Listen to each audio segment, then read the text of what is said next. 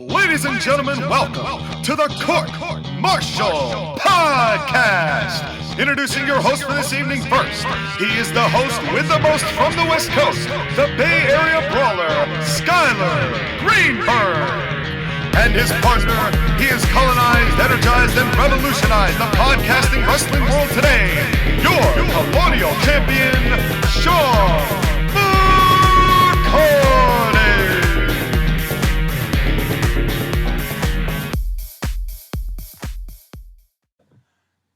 And welcome, ladies and gentlemen, one and all, to another spectacular edition of the Court Martial Podcast. Today, we have part 2. The NWL World Cup Series continues. Fantasy Booking ACPW NWL Season 3, Episode 8. I am your Colonial Champion, Sean McCarty, playing second fiddle today because I am not the man of the hour.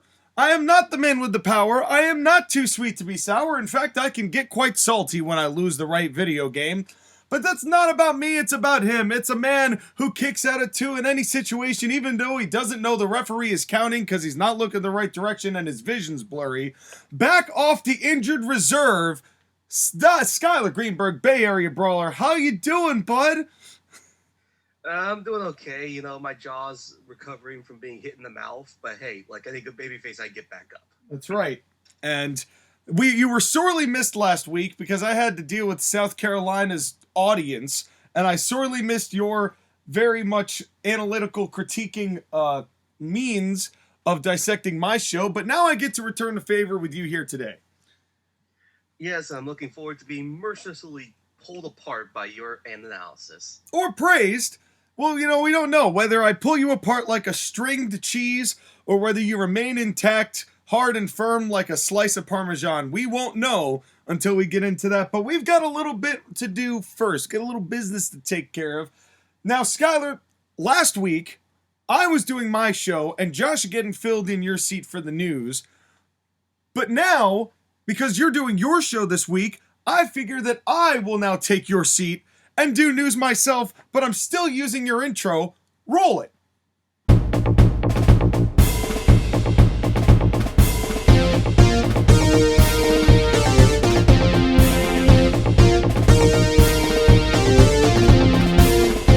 Coming straight to you from the Golden Gate Garage, this is the Wrestle News with Skyler Greenberg.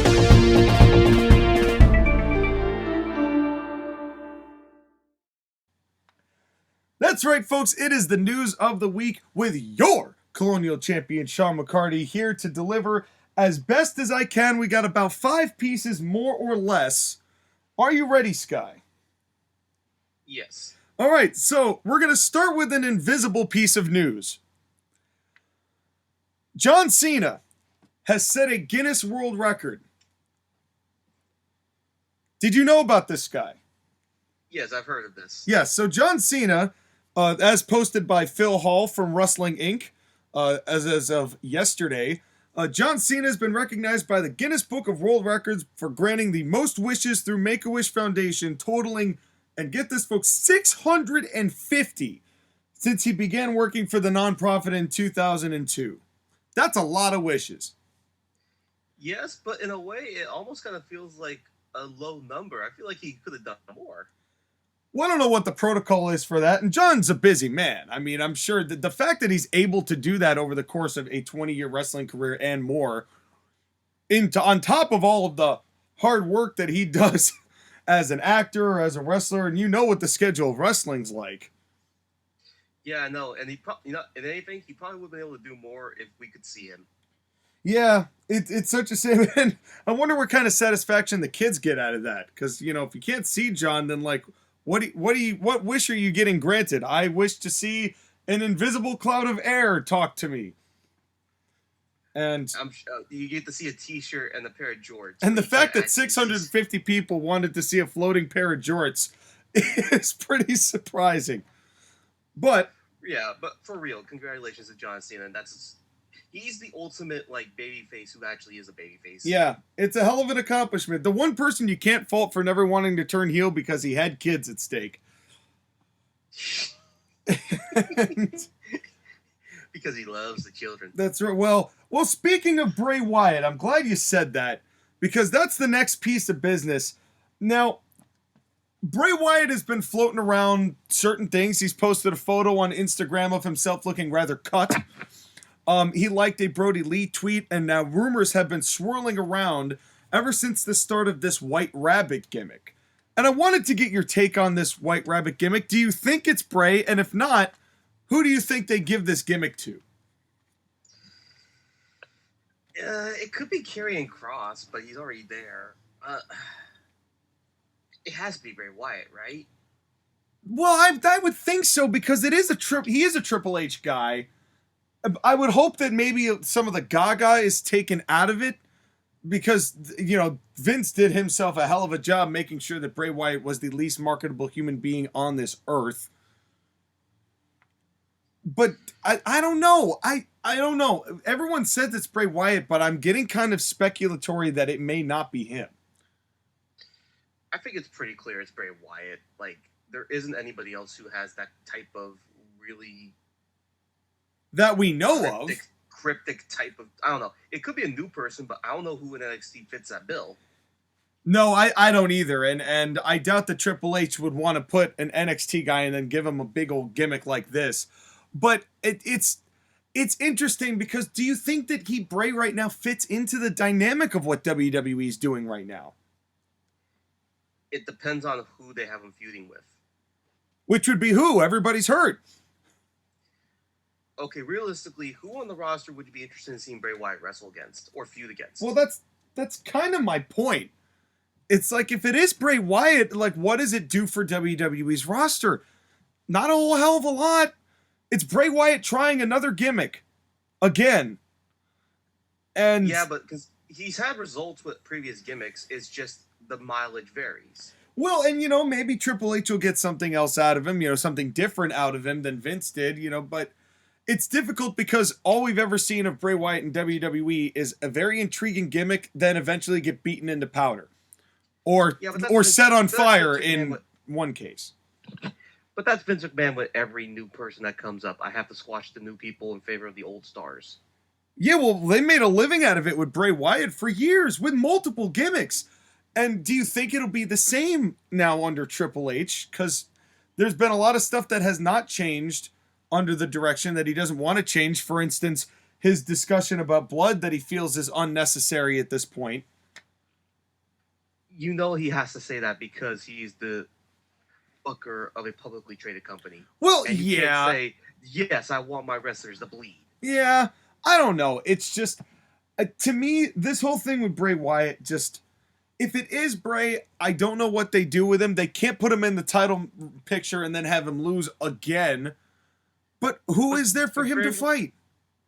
But Bray Wyatt has never been that type of guy. He's almost Undertaker in the sense that he doesn't really need to fight for a title because he just likes telling stories too.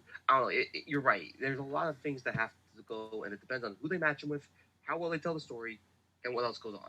Yeah, because, I mean, the only person I could think of him going after immediately is Seth Rollins. And let's be real. Do you really want to see Bray Wyatt and Seth Rollins again? Bray Wyatt versus Matt Riddle. Oh, joy. Joy. Joy making my heart go... Yeah. Yeah, we start trying to make Matt Riddle serious, and then we have him feuding with Bray Wyatt, White Rabbit. Yeah, this is so... But speaking of people being serious, there is another piece I want to bring up. This is from Tyler Miller, also of Wrestling Inc., which is where I got most of these articles. We have a new #1 contender for Gunther's Intercontinental Championship. Did you hear about this? Is it new? It's not new, is it? No, well, no.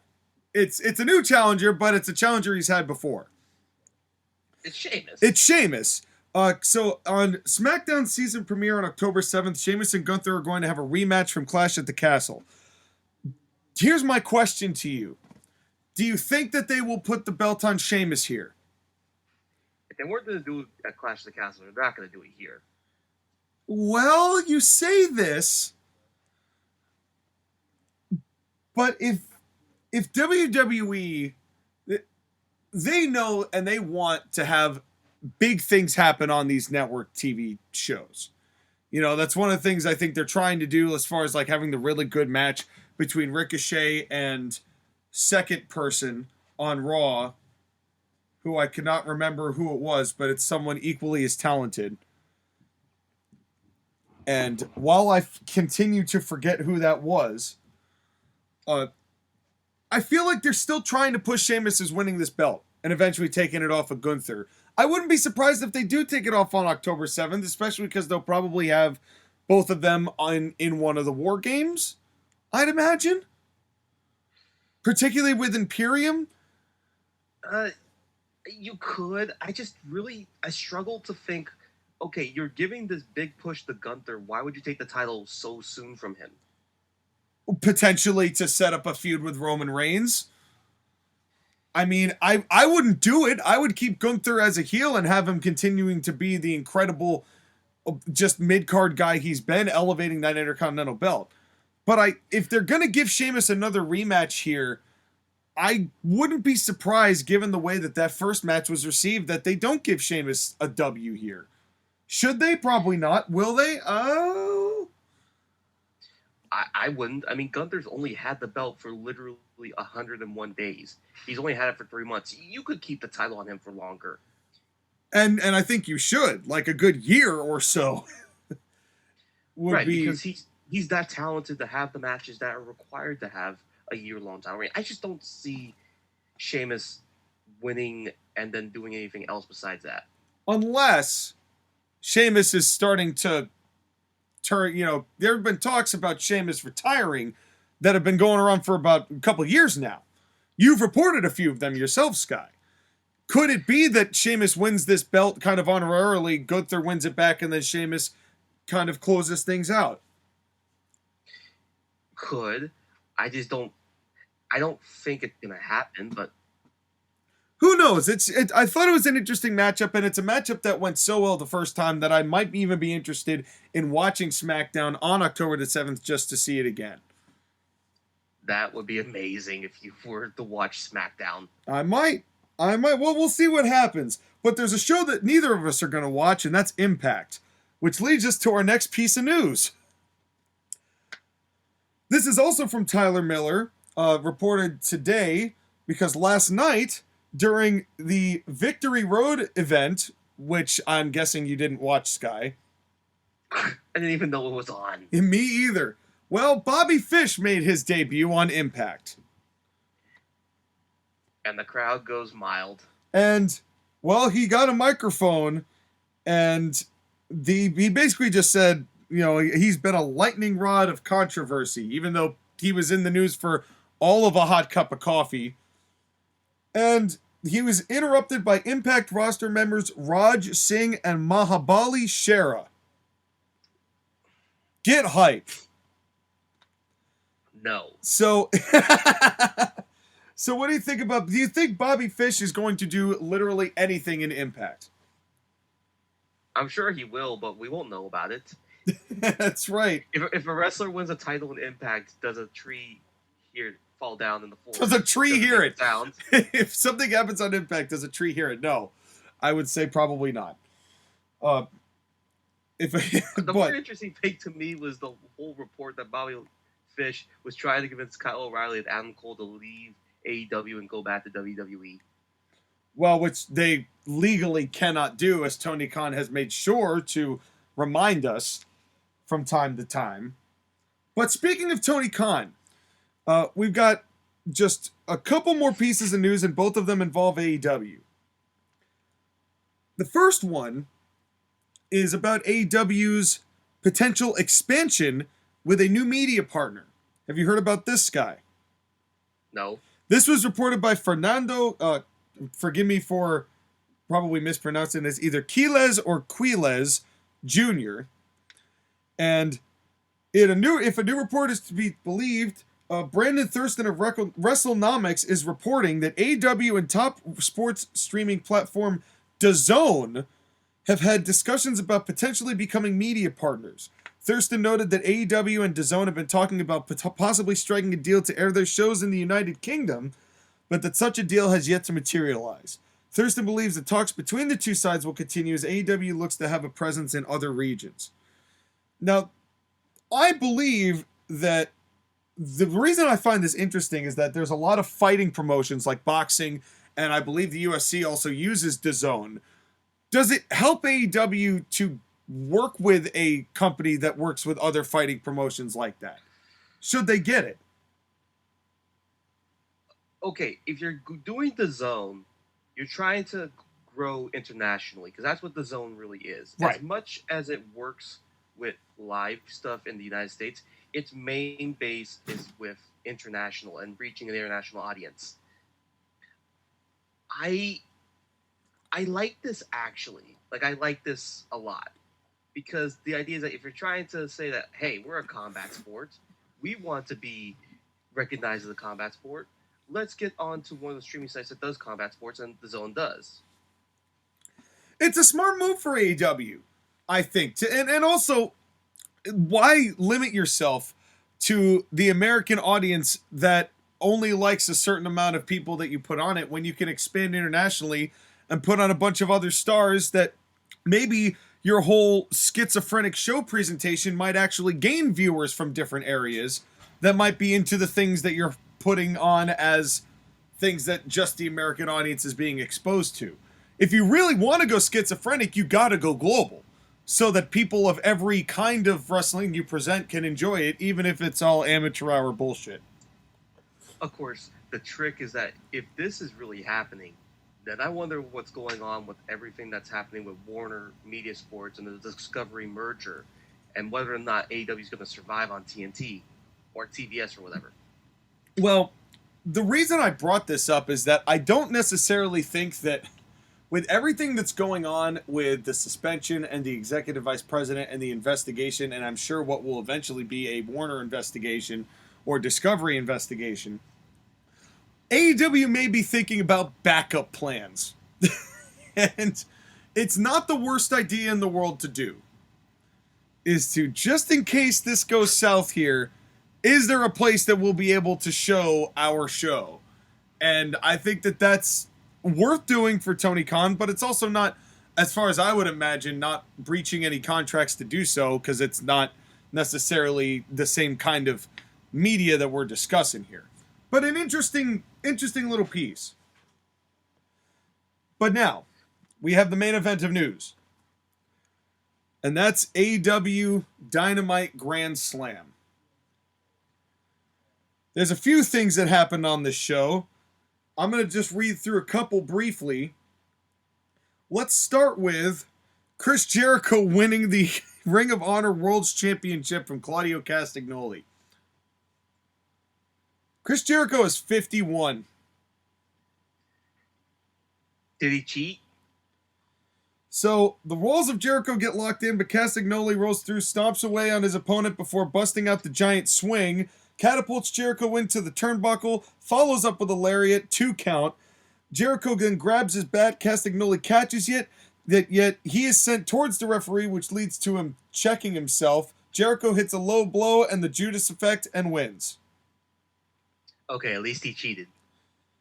Well, that's not the point, though. It's Chris Jericho as Ring of Honor champion. You know what this reminds me of, Sky? This reminds me of when Abyss won the X Division title and completely buried that belt. I mean...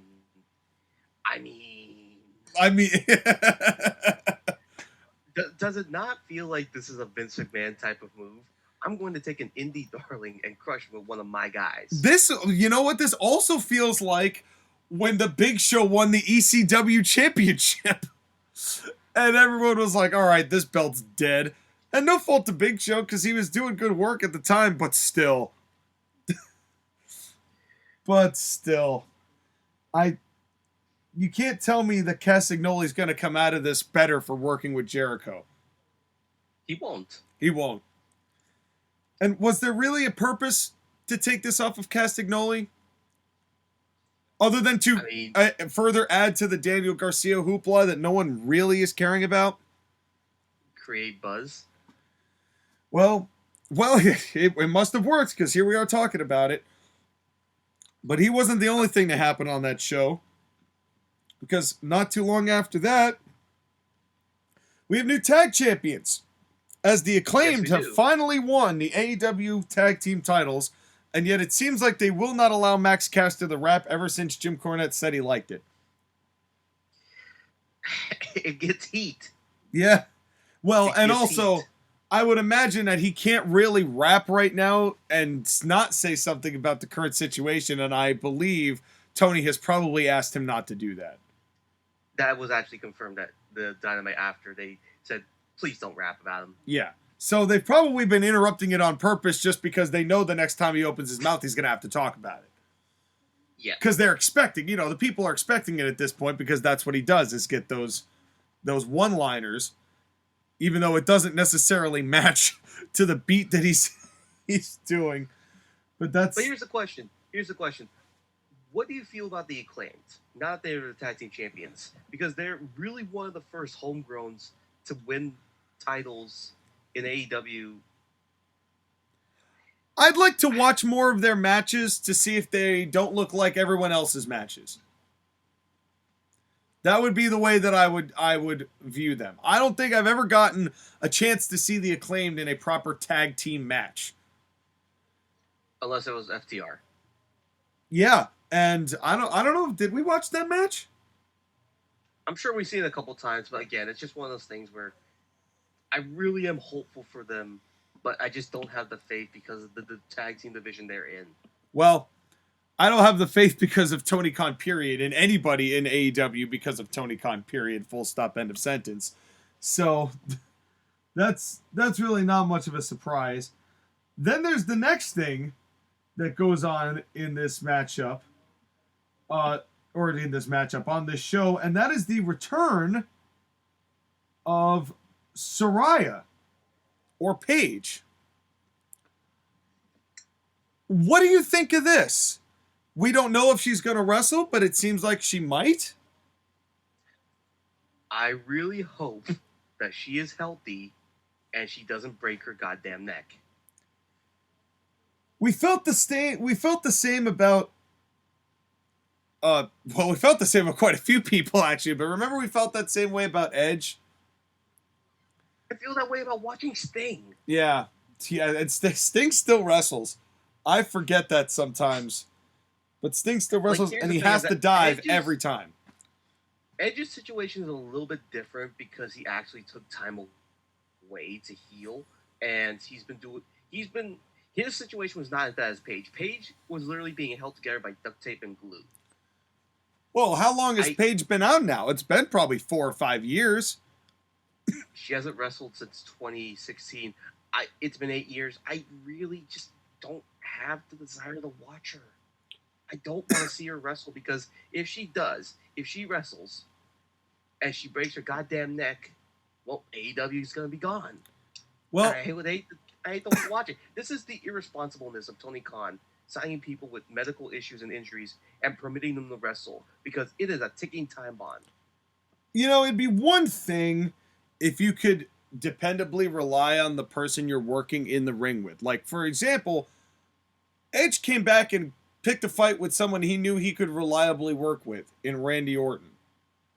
And didn't get hurt because of it.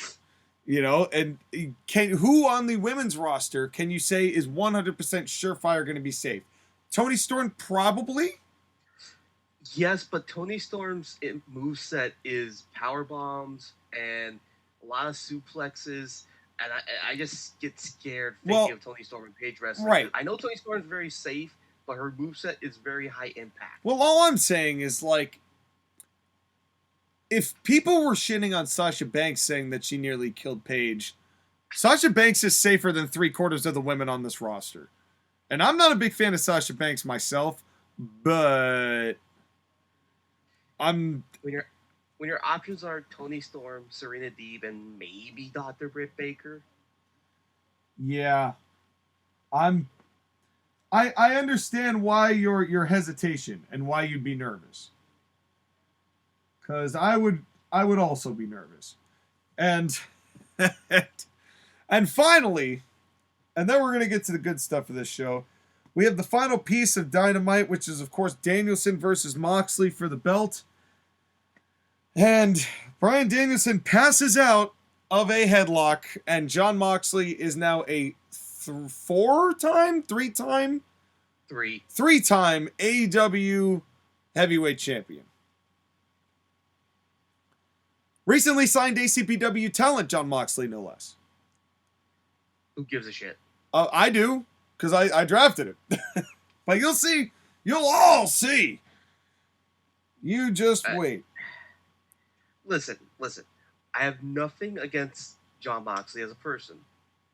I hate the way he wrestles. He represents everything that's terrible about wrestling, and I'm tired of talking about him. And yet AEW continues to put the title on him. And they had him go over the best technical wrestler of this past generation. For no reason. It seems like a lot of people have been doing that lately. When was the last time Danielson won a match? I know, that's the thing. Danielson's not important anymore. He doesn't matter. They've beaten him into powder. What do you want from him? Yeah, he's the greatest wrestler. He's the greatest technical wrestler of our time. But it doesn't mean shit if you can't do shit right now. This is from the sports-based entertainment, or sports-based, that's what it is. Sports-based presentation where wins and losses were going to matter. Well, they do matter, and Bryan Danielson is right now doing worse than when he lost to Sheamus in 18 seconds. I don't think you can justify giving Daniel Bryan or Bryan Danielson or whatever the benefit of the doubt anymore. He's going along with this on some level. He wants to do it. He wants to do it. I know he wants to help the young guys, but he doesn't have he's too nice of a guy to tell Tony no. And we've seen what that has done. When somebody finally does tell Tony no, you get a brawl and people suspended. So, well, that wasn't Tony. That was the Young Bucks and Kenny Omega. Yeah, well, but still, basically, Punk told Tony, no, you're being dumb, right to his face and the media scrum. And now we know what the repercussions are for speaking the truth out here. And I'm sure Danielson wants to try and build new talent. So it's just a shame because what Danielson was doing when he first got to AEW was some of the best work he had ever done. And then he got associated with Moxley, and it's been downhill ever since. Right, and it's just one of those things where Jon Moxley's being pushed, and the AEW hardcores are going to love him. That's fine. He and Jericho were just called the AEW version of Ric Flair and Sting, according to Tony Khan. Tony Khan doesn't know anything about wrestling. And also, he says that that Jericho and Moxley are Ric Flair and Sting when he has Sting. Yeah, exactly. Make it make sense. Make it make sense. But that's where we're at with AEW. So where do they go from here?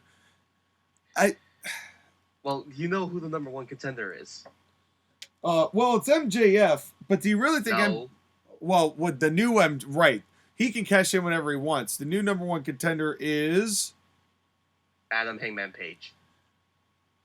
And you cannot tell me that they did not do this on purpose, literally just after the suspension took place.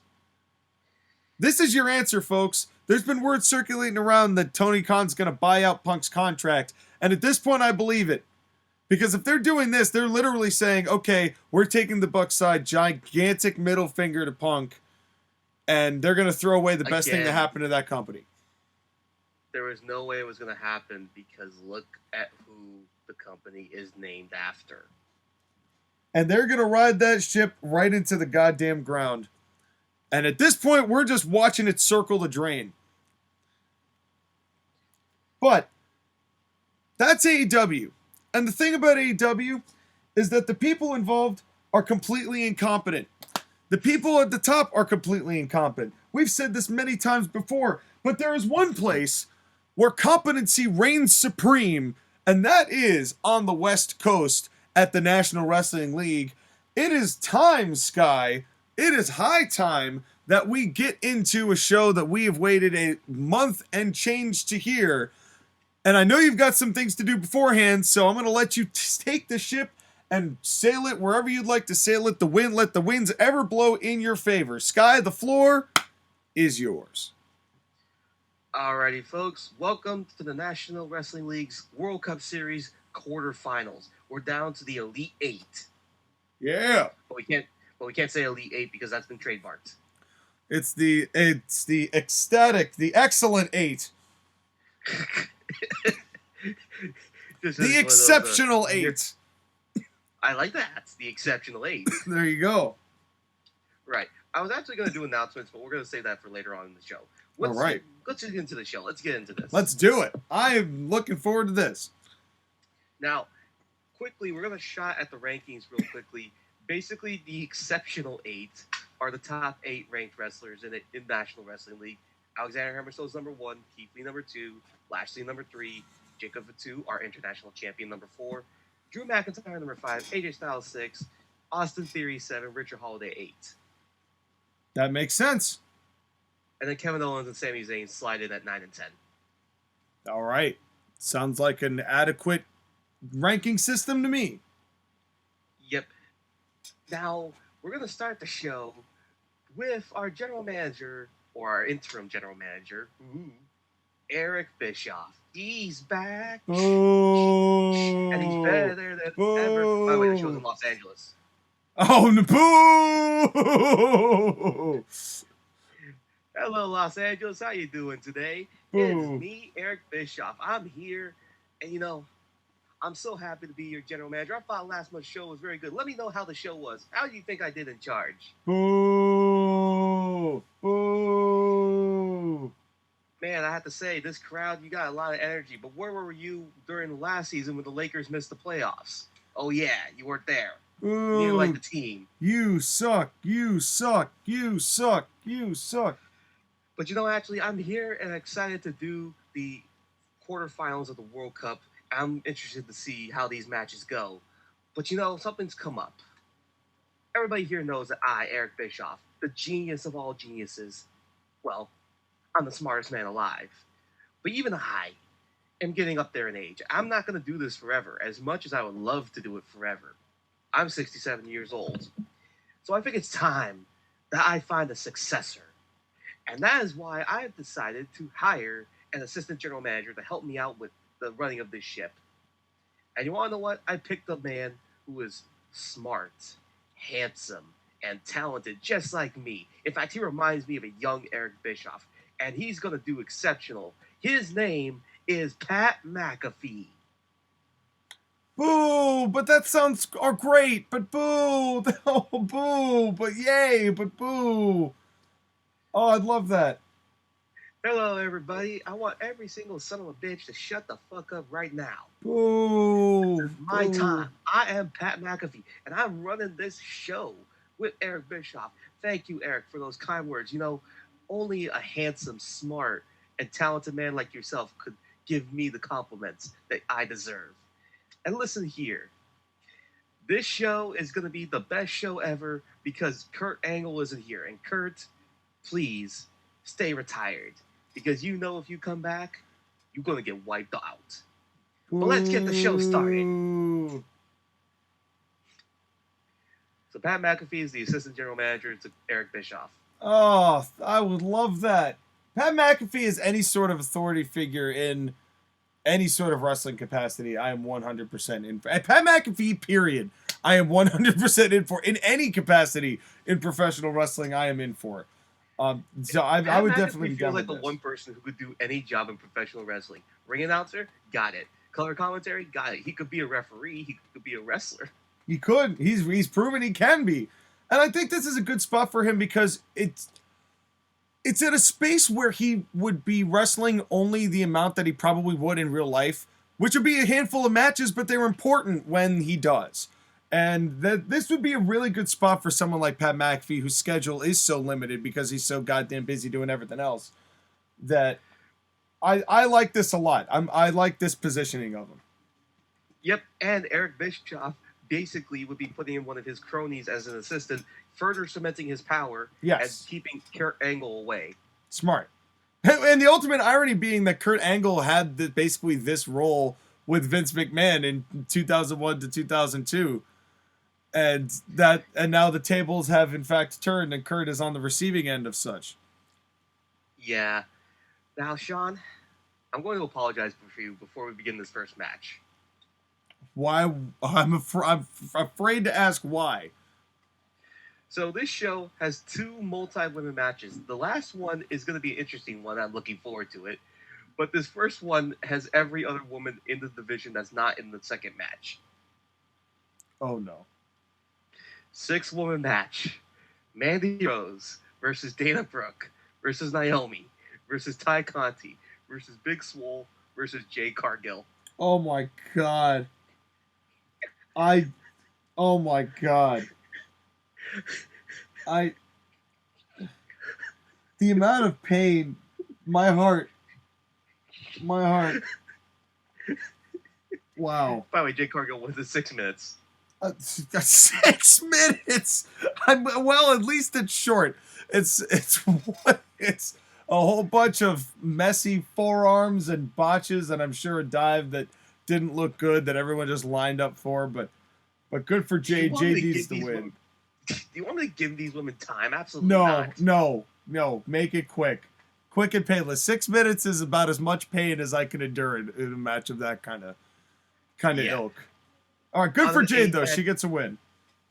On an 8-match show, this is the one quick one. I'm just like, I'm not doing this long. Unless this was Jade literally just beating up all 5 people, just demolishing them. And no, it's everyone gets a minute to shine, but Jade Cargill wins in the end. Oh, God. Okay, yeah, I'm good. Now that we started the show off terribly, we're going to improve from there. So we're going to go backstage. Fucking LA, man. It's, if there's one rule, it's never go to NWL in LA. Every other place, they're going to treat you good. Listen, I've been going easy on you guys with single elimination, single one-on-one matches for the last 3 months. I know. Now we got to get the multi-man. I know. But it's I do find it interesting that you chose LA to be the place to throw this in. Yep. Anyways, like I said, we're going to go backstage to Tommaso Ciampa, who is getting ready for a match later on. And here comes Johnny Gargano.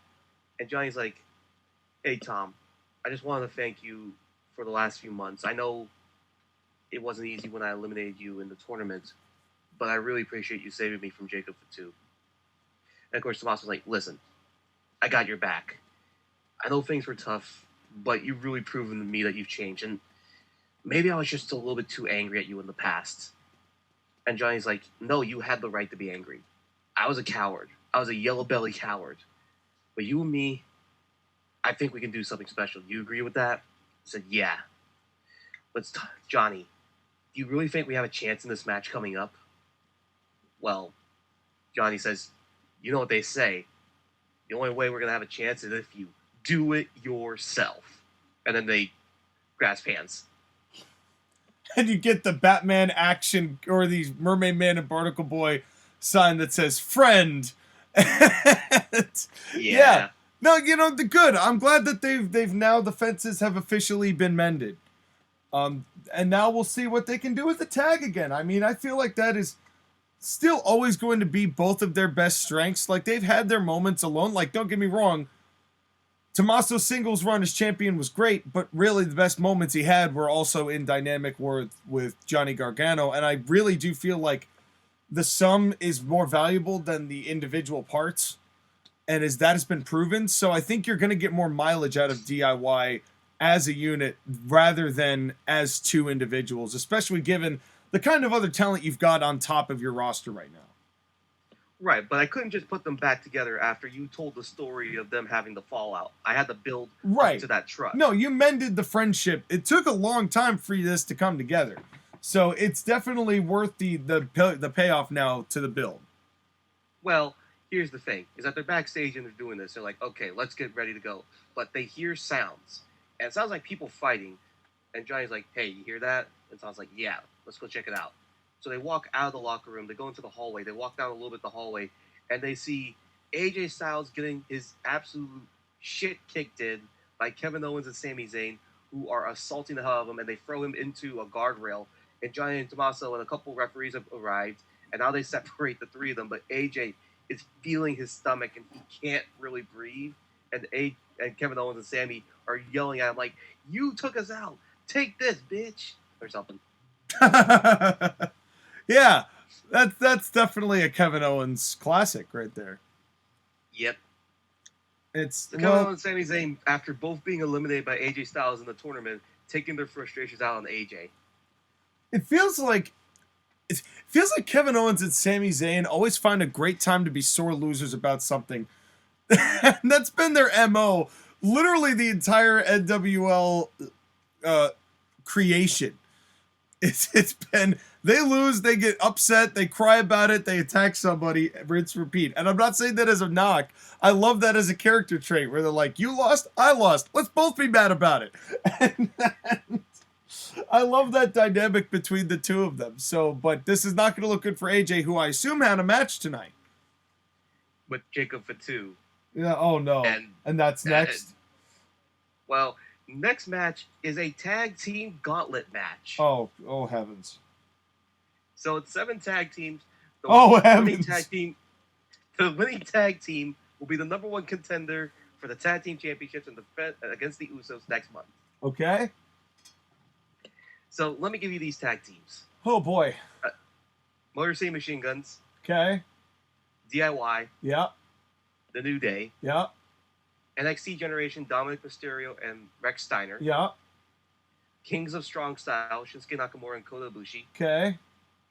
Fashion Police, Fandango and Tyler Breeze. Oh, sure. Almighty Crew, Apollo Crews and Powerhouse Will Hobbs.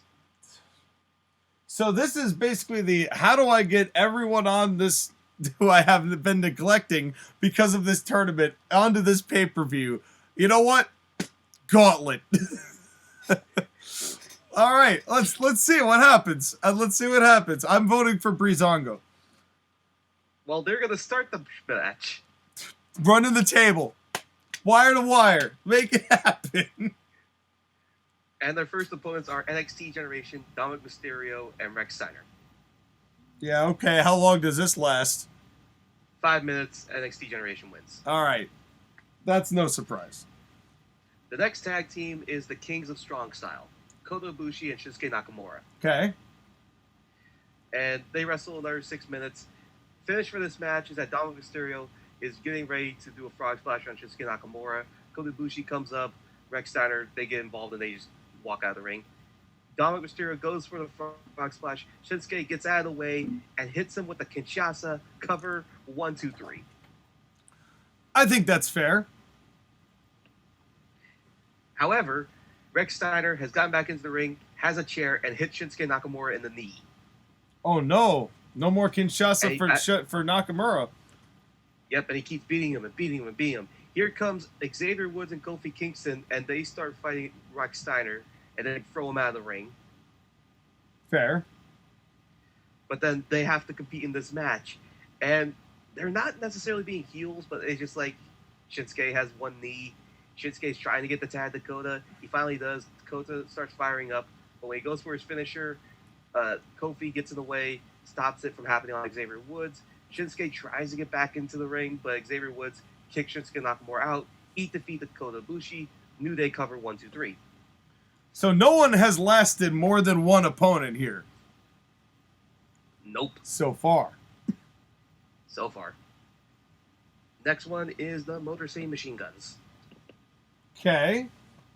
Now this is again a quick 8-minute match, and the New Day, they are almost defeated by the Motor City Machine Guns. The Machine Guns go for their finisher, total elimination, but Kofi Kingston dodges the kick and the punch, basically does a Matrix move, which would be really sick. Yep. And then he hits a Russian leg sweep on Chris Sabin. Alex Shelley gets kicked out by Xavier Woods, and then Kofi Kingston hits SOS on Chris Sabin, cover 1, 2, 3. So there's our first defense, our first twofer. And you know what's really interesting about this is, with the exception of Kofi Kingston, if you substituted Jay Lethal for Kofi Kingston, those 4 units, that was matches that were taking place on the reg in the X Division in 2009 in TNA. When Consequences Creed was just starting to begin his journey in professional wrestling. If only I had Jay Lethal on my roster, that'd be really cool. Yeah, well, you know, ad drops are coming, Sky, at the end of this video, and I've already made mine. So, yeah, but here's the thing, is that Kofi and Xavier, they're celebrating in the ring. Here comes Rex Steiner again with a chair and attacks both Kofi and Xavier. Yep. Sounds like an asshole. Yep. Dominik Mysterio comes in. They both beat up New Day. Here comes the Almighty Crew. Oh no. who pick up the pieces and destroy the New Day. Bet. Last team is DIY. It's DIY versus the Almighty Crew, and DIY takes the victory. Johnny Gargano and Tommaso Ciampa showing flawless tag team work, working together and hitting their signature finisher on Apollo Crews. They destroy him. Project Ciampa into the Gargano escape. He taps out. Match over. DIY wins. Poor Apollo Crews.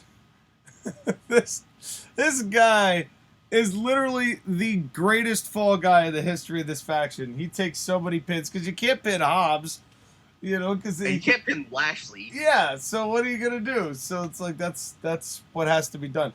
No, I like this. They're starting to feel good. You can tell they've turned things around. Will the power of friendship win them the tag belts? I'm glad that you got that thing, Jesus. Hell yeah. Let's see if they do it. We'll find out. Yep. Well, now that we've gotten the multi-man and multi-woman stuff out of the way, let's go back to some singles matches. That sounds great. All right. And the first one is the first of our quarterfinal matches, representing Samoa, Jacob Fatu versus representing the United States of America, AJ Styles. Oh, AJ. In what condition is he to fight? Well, he's holding his stomach, and you can tell he's hurt, but he's going to do the best he can.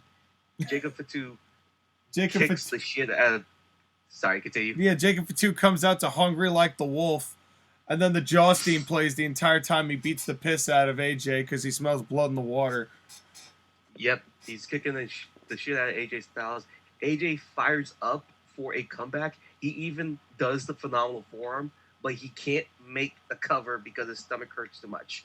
Eventually, he crawls over, but it's like 10, 15 seconds or so of AJ clutching his stomach, and he only gets an arm over the shoulder. Damn. So Jacob Fatu kicked out. So AJ gets up, and he's like, this is not going to work. So he grabs Jacob Fatu, attempts to do the Styles Clash, but he has to hold his back because he can't do it. Jacob Fatu, Samoan spike to the throat. Then picks up AJ, Samoan drop, picks him up one more time, does the it's over signal, grabs him, rock bottom, cover, 1, 2, 3. Okay. Interesting. Don't you mean the manhandle slam? You're going to get shoved into a garbage can tonight. I'm shoved into a garbage can every night. But don't you talk about what I like to do to have a good time in my own personal time when no one else is watching. Instead, I like this. I mean, AJ, it's not like he needed Sami Zayn and Kevin Owens to beat him up in order to make it feel like Jacob Fatu was going to win this match, but it also gives AJ a bit of an out and for something else for him to do as we head towards the final few months of Season 3. Yep, and what I have planned for AJ is going to be so fun. I can't wait. Should be fun.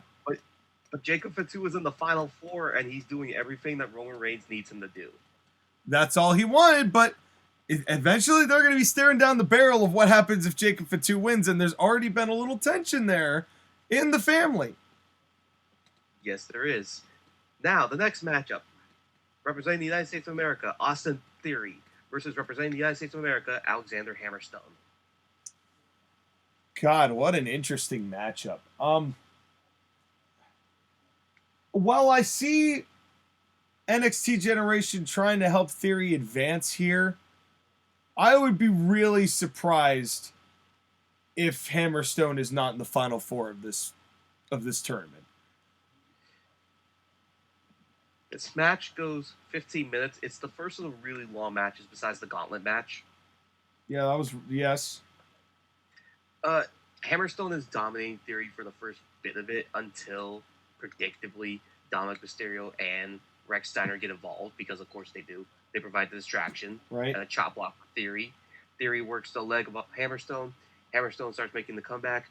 As he's setting up for his finisher, the Stonebreaker, of course, Dominik and Rhea are going to try to do the same thing. Sorry, Dominik and Rex. Yep. It's a force of habit. It's a force of habit. I don't blame you for doing it. Right. As Dominik and Rex are getting back on the ring apron to try to distract Alexander Hammerstone again, here comes Kofi Kingston and Xavier Woods. And of course, those four start brawling. And Hammerstone's like, you know what, screw this. He goes off the ropes, goes over the ropes, and does a splash on all four of them. Damn. That's ballsy for 4 people not involved in the match. Yep. Hammerstone gets back into the ring. Theory grabs Hammerstone, hits his finisher. A-Town down. Cover. 1, 2. Kick out by Alexander Hammerstone. It's intense. Theory can't believe it. He's talking to the ref about the 2, and he decides he's going to do it again. Goes for a finisher. Hammerstone reverses it back into Stonebreaker. Cover. 1, 2, 3. Hammerstone advances. Yeah, there we go. Made it close, but Hammerstone has got his eyes on the prize, and he's been feuding with Roman Reigns for too long for it to end at Austin Theory's expense. But for the fact that Austin Theory made it this far still shows that NWL clearly has plans for him as something of a name going forward. Yep, and it continues the feud between NXT Generation and New Day, and I wish Big E was healthy. Yeah, me too, but, I didn't want to add it into the news, but one of the things that isn't news is Big E's condition improving, so that's kind of telling me a lot. Yeah. So next up is going to be representing the United States of America, Richard Holiday, versus representing Scotland, Drew McIntyre. 5 minutes? 8. It's Holiday trying, but Drew is beating him up. And I want to be very clear. Drew is being vicious in this match. He's not necessarily being heel, but he's being more brutal than he has to be. Like, he's hitting Holiday in the back of the head and then hitting him in the neck. He's working him hard. He's working him. He's being stiff. He claymores Holiday and decides that's not good enough. And so he picks him up and hits another claymore and picks him up and hits a third one. And then it's a grounded mount. What do you call it? Ground and pound? A ground and pound. The referee's trying to pull Drew off. Drew's not letting it happen. The referee finally calls for the bell. And it's a technical submission victory for Drew McIntyre. Well, at least I'll take technical submission victory over disqualification, which is where I thought you were headed with that, where Drew was just going to be so incensed that he got himself disqualified. Right, and I will say this, there's a cut over Richard Holiday's eye. He is bleeding. So after this, Hammerstone, who was still recovering from his match earlier, comes out to the ring and pushes Drew off and grabs Richard Holiday and is taking him to the corner. And there's a locking of the eyes between Drew and Hammerstone. And Drew and Hammerstone face off. A bunch of referees and a bunch of doctors get in the ring to separate the two of them. But this was not cool by Drew McIntyre whatsoever. Well, Drew might be feeling what I think he may be feeling in real life, which is that Drew has been putting in consistently solid work as a top guy and a big name guy, and people just don't view him like that anymore.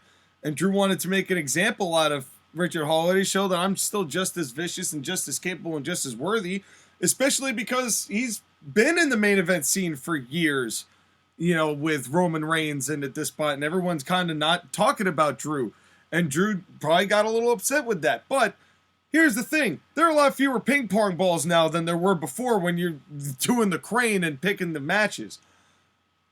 What are the chances that these two end up being paired together? Probably 50-50? At this point, it's 50-50. Hell, it could be the semifinals or the finals. Yeah, who knows? These two could have some extended interaction, but people probably a little surprised that Drew was this aggressive.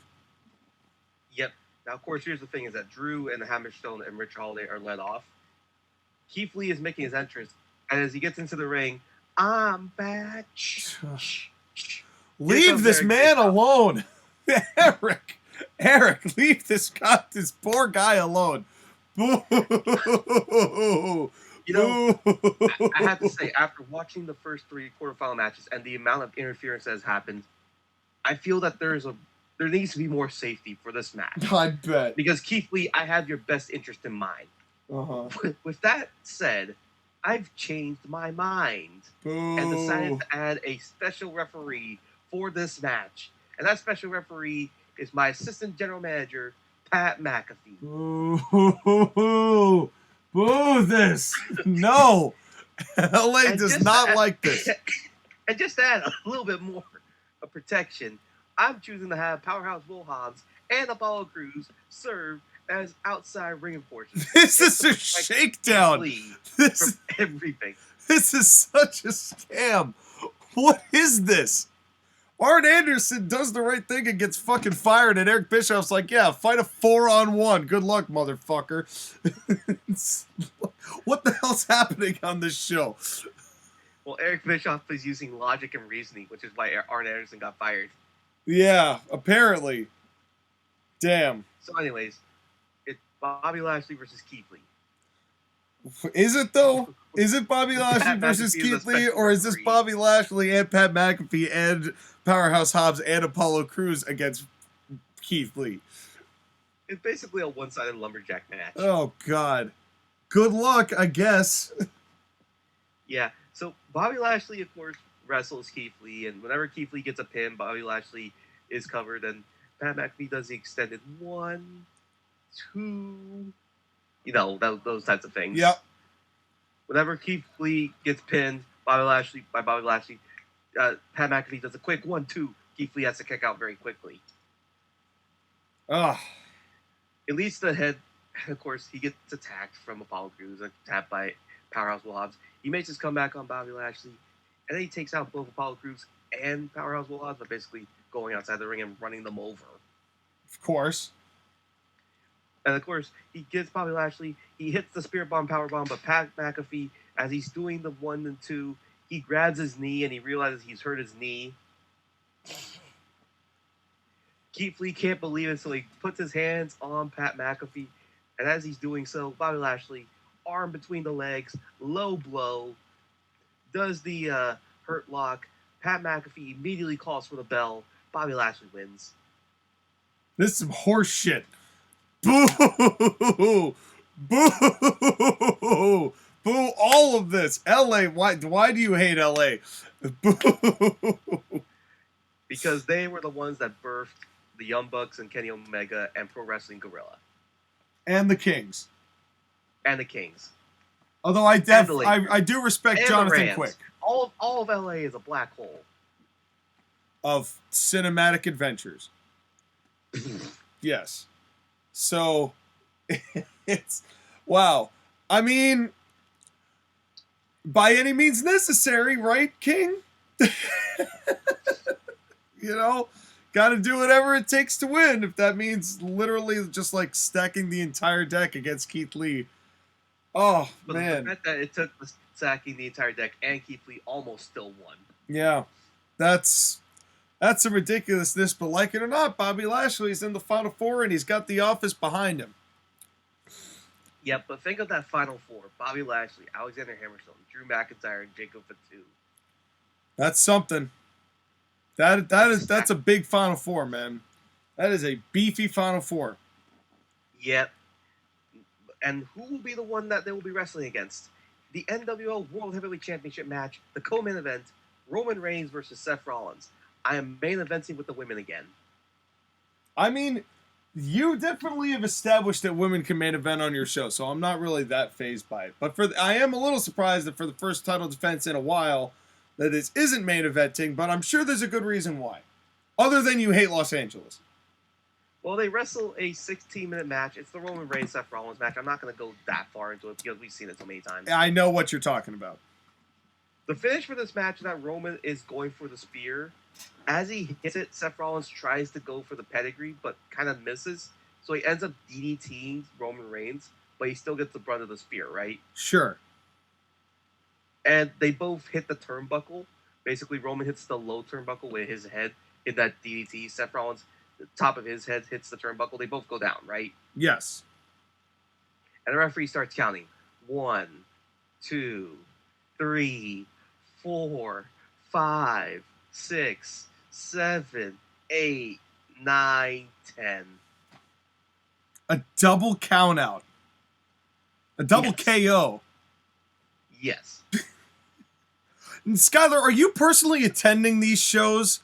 Because if you're going to these shows, I would suggest having a few bodies around you as you're heading to your limousine So these smarks don't come and find you after all of these goddamn finishes that you've perpetrated onto Los Angeles.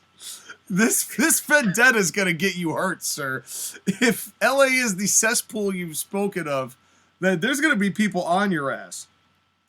Well, here's the trick: is that because Eric Bischoff is in charge, all the chaos that didn't happen under Kurt Angle is now happening under Eric Bischoff.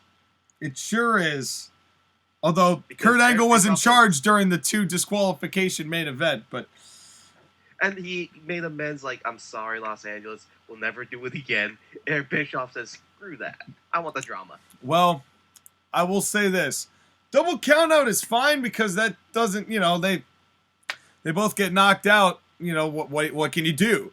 You both get knocked out. There's no clear winner. You need a draw in this situation. I understand why you did it. I like draws. I think it's funny that you waited until this is Los Angeles so you could just be a dickwad again to the fans of Los Angeles and give them this show. But I do think that this is the right move to do because you don't want to diminish Seth Rollins considering how much he's fought back against Roman Reigns. And you want to show Roman Reigns isn't necessarily unbeatable, but this is not necessarily beating him either. It just means that he can be knocked down if the circumstances are right. So I'm all for this finish. Of course, what type of match stipulation does that match call for in the next match?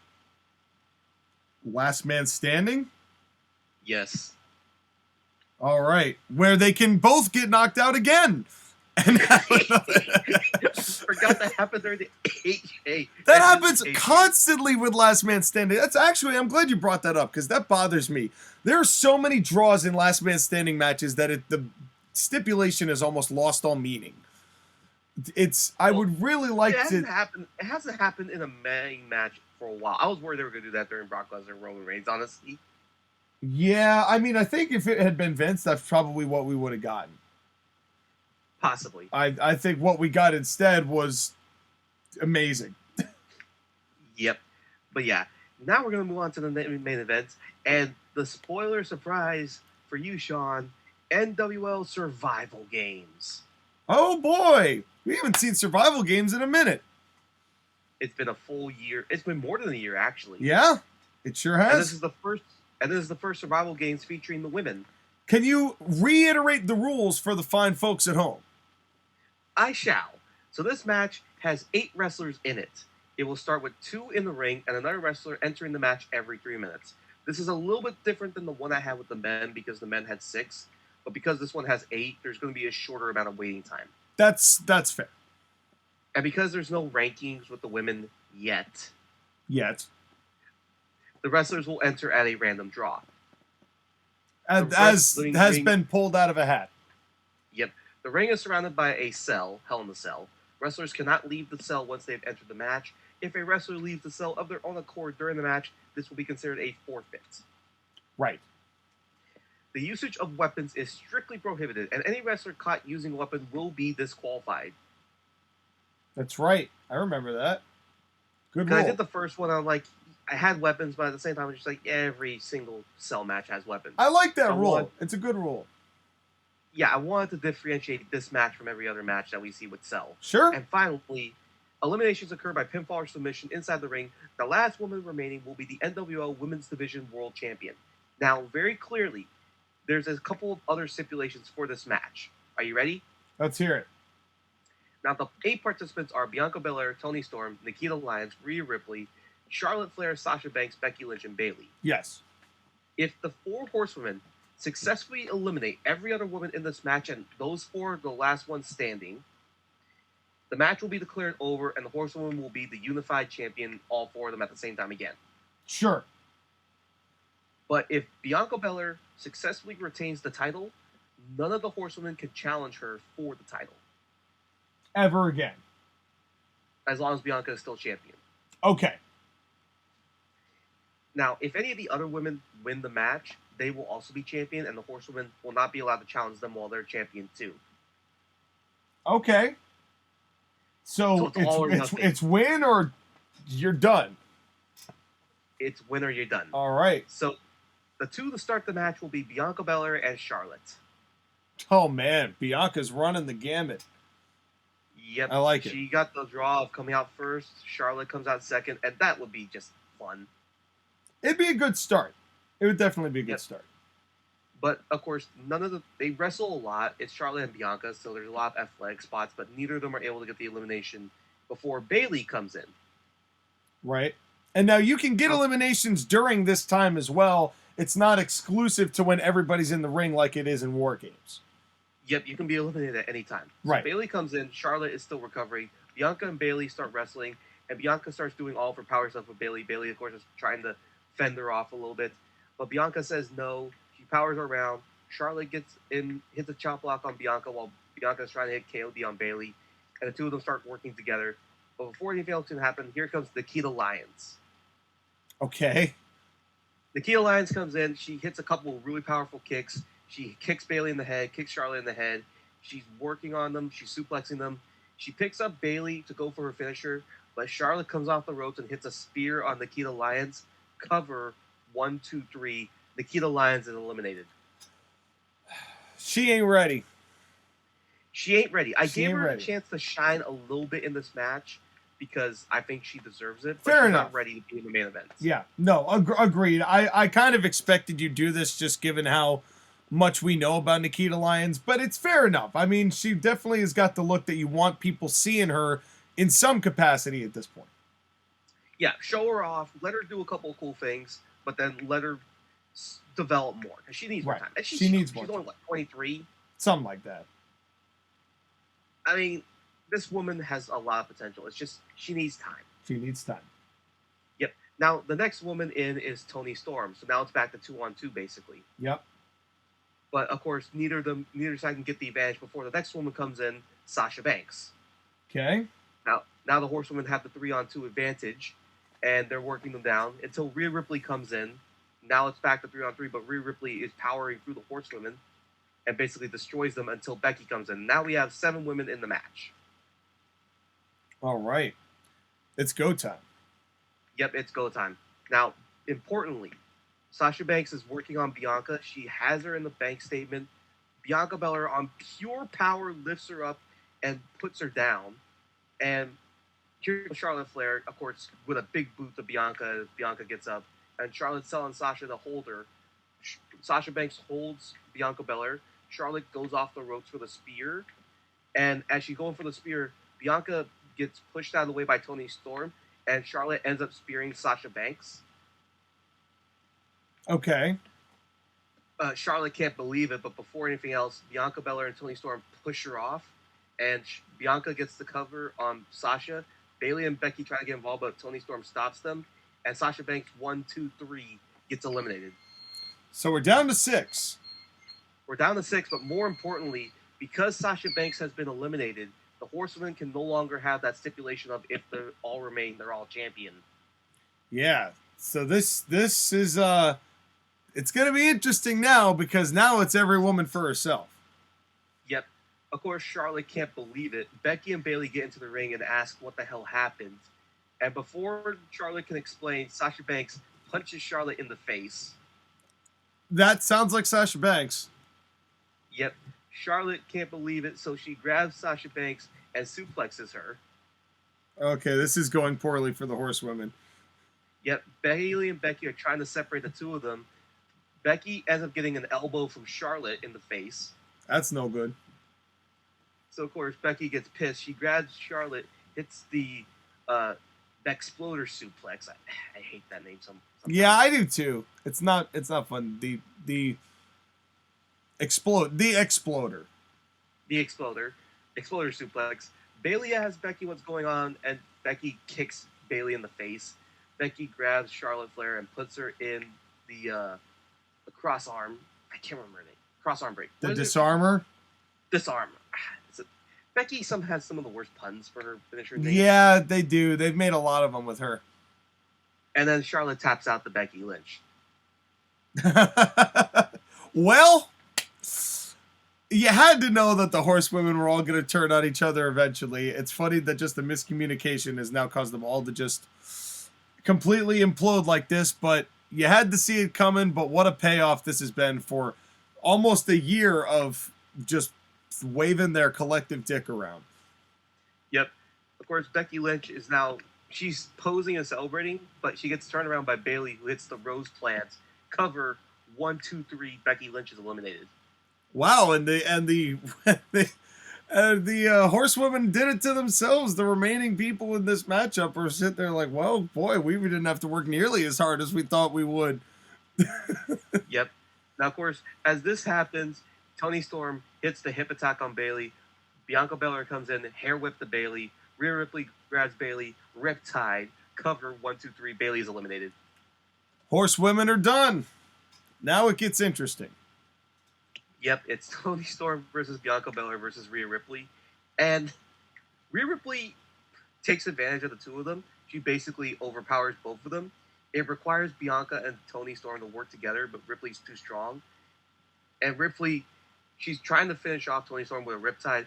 Bianca comes in with the hair whip one more time. She throws it, but Rhea Ripley catches it. Nice. And she pulls her in, and she tries to do a double riptide, but they reverse it. They plant her on her face. Toni Storm grabs her, hits the Storm Zero powerbomb. Cover 1, 2, 3. Rhea Ripley is eliminated. Ah, I'm sad to hear that. But Toni Storm and Bianca Belair, the two top women in professional wrestling right now, according to championships, face to face. The WWE and AEW Women's Champions going head to head. That's right. I see what you did there. Thank you. And of course, they go pound for pound. They're fighting each other as hard as they can. Toni Storm tries to go for the Storm Zero, but Bianca reverses it again. Hits the KOD. Cover 1, 2, 3. Bianca Belair retains the Women's Championship. Wire to wire and wins and retains the belt, and the horsewomen are not only not challenging for her belt, but have also completely imploded. This could not have gone better for Bianca Belair. The only solid moment you've given LA in 2 shows is right here. Fair, I gave them Johnny Gargano and Tommaso Ciampa winning too. That's true. You gave them the reuniting of them as well. That is also fair.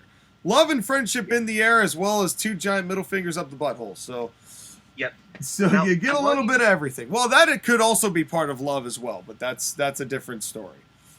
Yep. Now I want to be very clear. The show ends with Bianca Belair winning the title. There's a dark segment that I'm going to tell you about. Okay. Okay. The dark segment is that Bianca is posing. The cell goes up. Jade Cargill comes down to the ring and flexes in front of Bianca Belair. Do they kiss? No. Okay. No. Okay. Good. But that's the dark segment that Bianca walks off. Yeah, well, so there's tension there between Bianca and Jade, and now we'll have to see where that goes, because Jade won her ridiculousness earlier in the night, and Bianca won her ridiculous. The multi-women matches are going to go head-to-head with each other. That's right, and at least there was coherency in the survival games in this matchup, which, by the way, I really like that coming back. Honestly, this, for what it was, as much as I busted your balls about not liking LA, this was a very good show that got you a lot of things that needed to be done, and has now progressed things to the real nitty-gritty. The semifinals are going to be wild, but there's also a lot of other stories that are going on with tag teams and the titles for the tag teams, and what's happening with the women, what's going to happen with the 4 horsewomen, because they're all going to have some answers, come next week. I think you've done a really good job here layering everything to set up for what your ultimate show is going to be, which is November. Right. This is the building of the World Cup Series and other things that have been happening have been building to this show, and I really enjoyed doing it. I enjoy survival games because I really like using a gimmick that I created, a gimmick match that I created. Yeah. No, that's definitely cool, and it's definitely good to, be able to get what you need to out of such a diverse roster, which I think you've done a really good job of doing. But speaking of diverse rosters, well, hold on. Before we get there, there's something that needs to happen before we do that. And that is something that you have been getting out of a diversity. Something you have been creating with your genius mind, along with the genius mind of Abizzle. It is called White Knux Music. And it is hitting the scene. Isn't it right, Sean? Well, folks, October 14th is not that far away. And and you're probably asking yourself, well, what's so special about October 14th? It's a couple of weeks before Halloween. That's certainly true. It's a Friday. Fridays are nice. But I'll tell you why it's important. Because on October 14th, you are going to get just a bit more. The latest album from White Knux from AB Production CT. That's right, folks. You've been following the two industry-busting artists taking the world by storm. We've had the links in the description. We've got the new album cover. I'm going to pose it right here. And that is what you are getting. 10 tracks. A whole smorgasbord of different kind of music that you're going to be getting. There's instrumentals that sound a little bit like a video game. There's a whole bunch of time warping music that goes from 3/4 to 4/4 to 5/4 to 7/4 and all sorts of time signature changes. It's a big range. There's some a cappella stuff in there. There's some hip hop and rap. You know, the stuff that I've been known to do before. There's a lot of improvisational stuff. There's stuff about pirates. And there's stuff about rabbits. Not the white rabbit necessarily, but not necessarily not a white rabbit. I just haven't seen any at my work. But folks, what you are going to see is a revolution in entertainment with AB Production CT, because right now you look up Abizzle, spelled ABIZZLE, or White Knux, spelled WHITE space KNUX, on SoundCloud, Spotify, Apple Music, and anywhere you find your music, we are there. Just a bit more releases October 14th. You can catch that and the entire discography of over 105 songs and projects. We have got quite the smorgasbord, the delectable palette. No matter what your tastes are, we have a flavor for every situation. Baskin-Robbins doesn't hold a candle to the amount of variety we offer, folks, and it's all just a click away. The link is in the description, and I cannot wait for you to join that entertainment revolution with AB Production CT. It's all about creating moments and memories forever, and there's a situation for any moment, any situation, any memory. AB and White Knux have it for you. That's right, folks.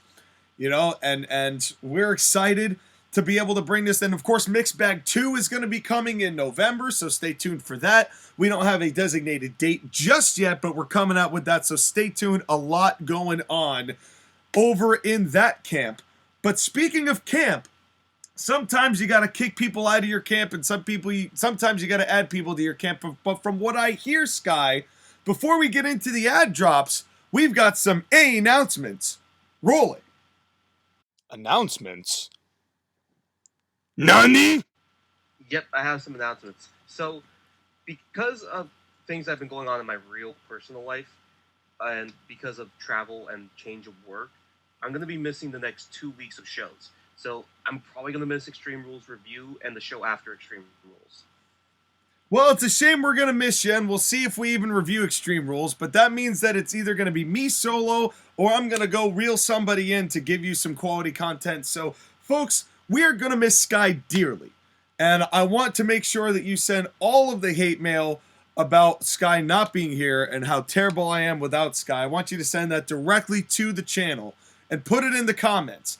And if you want to express your displeasure at Skyler for abandoning you to have things happen in his personal life, put that in the comments as well. But the only way you're going to be able to express your vehement displeasure, no matter which way you're looking at it, of Skyler's just temporary absence, the only way you're going to be able to do that is to like, share, subscribe, hit that bell button, switch it to all, and then put that caps locks on and rage away. Haters gonna hate. That's right, and we love each and every one of you. And Sky, we will miss you for the next 2 weeks, but we will keep you posted on the goings-on, and we are looking forward to having you back. And when those podcasts are going to be posted, folks, while we're in this kind of situation, I might as well let you know I am also performing in an opera come actually October 14th, ironically enough, and on the 14th and the 16th, and the rehearsals are starting this actually when you hear this. And what that means is that my schedule is going to be really thrown a little bit AWOL. So just keep that in mind. So the release times may be a little erratic for the next, 3 or 4 weeks or so. So just bear with us, folks. You are going to be getting quality programming, but the whens and the wheres might be a little bit shakier than they have been. But trust me, just because the wheels are off one side does not mean we have derailed. Right. It does mean that most likely things won't be returning to a regular schedule until the middle of October. But that's okay. We'll be right in time for spooky season. That's right. And we'll talk about horror gimmicks in wrestling, and we'll see if one of them has returned by then. But speaking of returns and recycling, it is time to add and dump, or add and drop, or whatever sort of combination of addition and subtraction you may want to go. Skyler, I did mine last week, so you are now free to do all of yours, which is 4. Let's hear what you got. And I'm disappointed in you because you only did 2. You only fired 2 people. I'm firing 4. I'm the big-time executive on this show. Well, just because you fire a lot of people doesn't mean that your company is improving for doing so. No, it will be. Trust me, it will be. Well, what do you got? So, who you got? The first one is obviously going to be Jon Moxley. I fired him unofficially, but now this is official. He's gone. Yeah, he sure is, because he's in ACPW now. Blame CM Punk for that. If it weren't for CM Punk, Moxley would not be in ACPW. So you're lucky you have a job, son. Yeah, but it's just one of those things where, again, despite this being a fantasy simulator, we have to keep the idea that what they do in real life also plays a factor. So if they get better, if they get worse, if they have health issues or injuries or retire, whatever, I just can't do it with Jon Moxley anymore.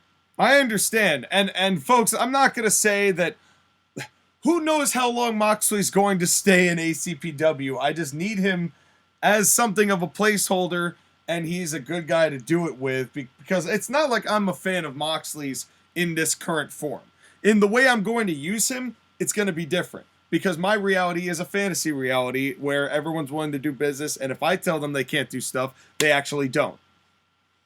Right. It's kind of like the thing, like, Jon Moxley's very good for doing interim things. Yeah, that's basically what we're putting him at, what's going on. So who are you picking up as a result of Moxley being officially let go? So officially, I don't know if you know this about my company, but there's a little bit of affirmative action going around, and I'm required to have a certain number of Samoans in my company. Oh my God. And I have to add this person because now it has to be there. All right. Solo Sikoa. Yeah. Sober Sikoa. There to save the day. All right. I mean, I wasn't going to take him, so I understand. You could have if you really wanted to. Yeah, but I mean, how was he not going to eventually fit into this whole menagerie of Samoans you got in there? So, fair enough. I have more Samoans than WWE does, because they don't have Jacob Fatu. That's right. Get on it. Yeah, the others sent Solo Sikoa. Why didn't they send Jacob Fatu? Legal reasons. But let's not get into that today. Yeah. So the next one I'm dropping is Ty Conti and Sammy Guevara. I want nothing to do with this couple.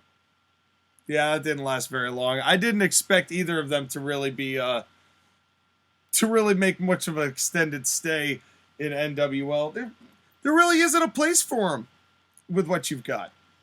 Not only that, but they're just dangerous idiots who injure people. True. No.